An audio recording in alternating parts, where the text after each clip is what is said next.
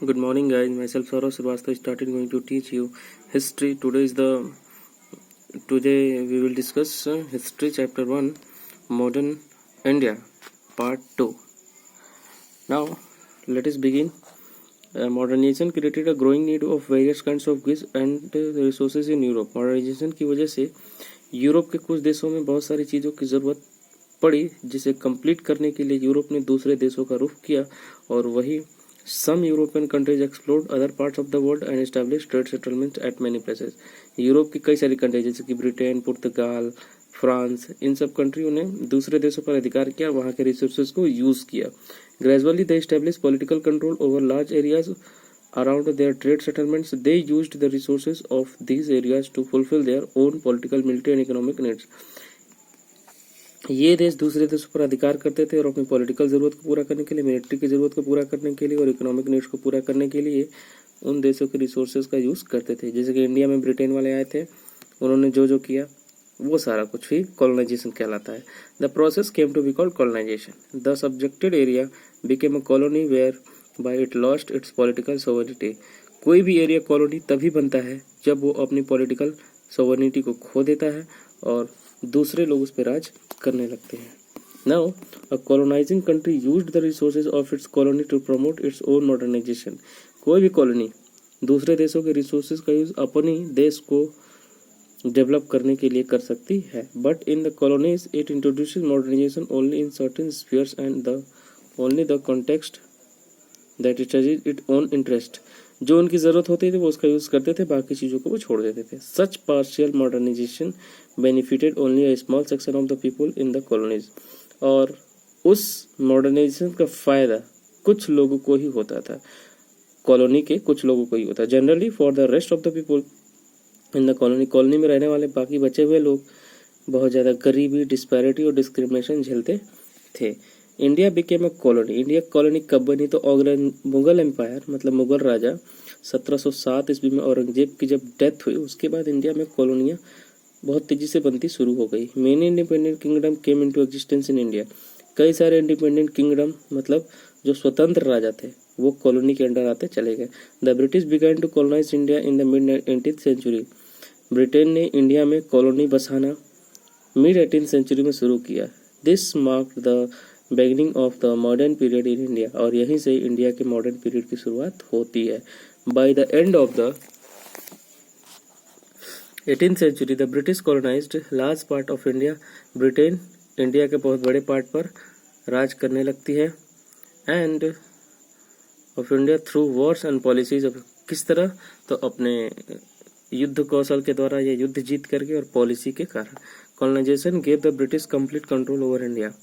India's rich resources. Colonisation की वजह से ब्रिटेन ने इंडिया के रिच रिसोर्सेज को प्राप्त करने के लिए या पाने के लिए पूरी तरह अपने कंट्रोल में इंडिया को ले लिया. They adopted policies which affected every aspect of the lifes of the people of India. उन्होंने उन सभी पॉलिसी को अडॉप्ट किया जिससे इंडिया के लोगों की ज़रूरत को छीना जा सके और अपनी ज़रूरत को पूरा किया जा सके. These policies however did not have a uniform effect of the entire Indian society. इस पॉलिसी का बहुत ज़्यादा असर इंडियन सोसाइटी पर तो नहीं पड़ा लेकिन अंग्रेजों की सोसाइटी पर जरूर पड़ा. While they brought benefits to small section of the people, they brought misery to much larger member. वे गरीबों तक अपनी चीज़ों को नहीं पहुंचा सके, वो सिर्फ गरीबों को सताते थे, बाकी चीज़ें वो नहीं करते थे. Source material types. The history of the modern period is derived from a variety of source materials.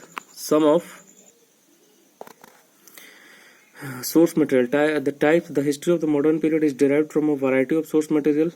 जैसे कि some of the sources as primary, कुछ सोर्सेज प्राइमरी थे. This include archaeological.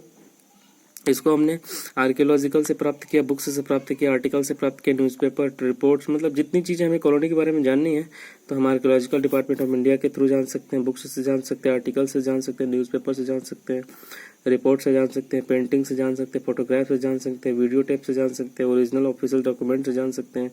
There are also many secondary derive. कुछ दूसरी चीज़ें भी थी जैसे कि उस समय के रिपोर्ट, रिव्यू, बुक्स एट्सेट्रा जो कि प्राइमरी सोर्स कहलाते थे. Among the available literary materials from period of British rule और ब्रिटिश टाइम पे जितनी भी चीज़ें जो पढ़ सकते थे हम, उसका यूज़ करके हम ब्रिटिश कॉलोनी के बारे में जान सकते हैं। जैसे कि record, survey report, official letter, there are also unofficial document such as personal letter, diary, newspaper reports और वर्क्स ऑफ लिटरेचर। इन सब चीज़ों के थ्रू भी हम ब्रिटेन टाइम की कॉलोनी के बारे में जान सकते हैं।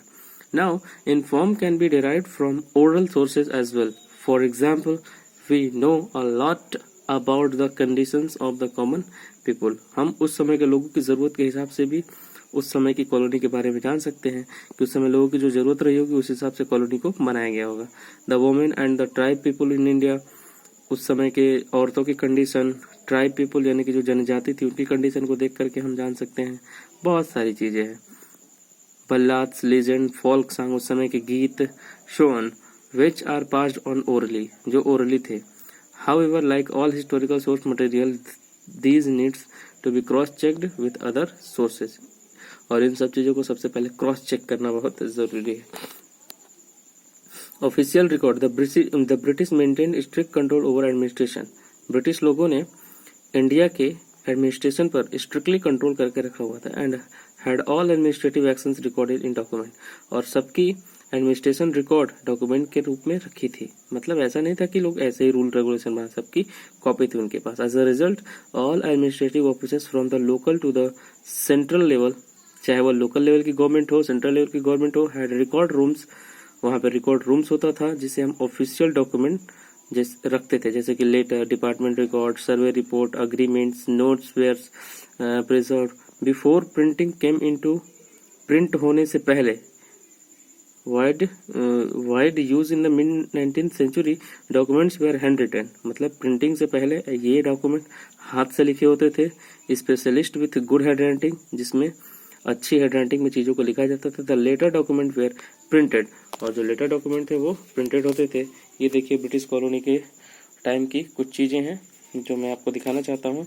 The Indian museum in Kolkata, Indian museum जो कोलकाता में है, जो इंडिया का सबसे पुराना म्यूजियम है।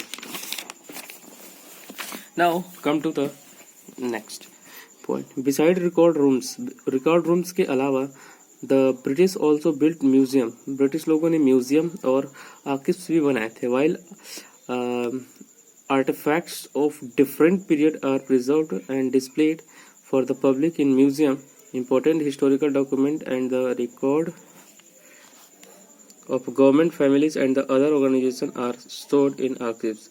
सर्वे क्या क्या कहता है हमें, तो देखिए, the British appointed surveyors to inspect and report on the relief of vegetation and the economic, social, religious and cultural condition in the various regions of India. British लोगों ने सर्वेयर्स को अपॉइंट किया था किस लिए? वेजिटेशन के लिए, economic survey के लिए, सोशल सर्वे के लिए, रिलीजन सर्वे के लिए, कल्चरल कंडीशन को जानने के लिए। तो these reports help the British to know about the reasons that they were to administer and help them figure out how to take advantage of conditions. इन चीज़ों को अंग्रेज इसलिए जानने की कोशिश करते ताकि लोगों की ज़रूरत पता चल सके और लोगों पर किस तरह से कंट्रोल किया जा सके, इसके लिए गाइडलाइंस बनाई जा सके। इसलिए वो नियम कानून को जानना चाहते थे और इसके लिए उन्होंने ब्रिटिश ने ही सर्वेयर्स को अपॉइंट किया था। The surveyors included archaeological survey as well. Surveyor को आर्कोलॉजिकल सर्वे भी कहा जाता था। One of this surveyor revealed at Indus Valley Civilization. इसमें से एक सर्वेयर्स इंडस वैली सिविलाइजेशन है, जिसे हम सिंधु घाटी सभ्यता भी कहते हैं। अराउंड 1871 के according the British completed there first census survey in India. 1871 तक ब्रिटिश ने अपनी पहली सर्वे इंडिया में कंप्लीट कर ली थी। Thereafter such survey was carried out every 10 years, और हर 10 साल बाद ये सर्वे किया जाता था। The reports of this survey period provide information on the size and the distribution of population, जिसकी वजह से हमें पता चलता था कि किस एरिया में कितनी पॉपुलेशन है, जिसके हिसाब से प्लानिंग करना। And its nature in terms of sex, age, occupations, caste, religion, race, और इसमें सब चीज़ें मेंशन होती है, जैसे कि लड़का लड़की कितने हैं, कितने एज के लोग कितने, ऑक्यूपेशन क्या करते हैं, कास्ट क्या है, रिलीजन क्या है, सब चीज़ें। All the source mentioned above the today of great value of historians, और इन चीज़ों का यूज़ करके आज के हिस्टोरियंस इन चीज़ों को जानने की बहुत सारी कोशिश करते हैं। So thank you so much for today.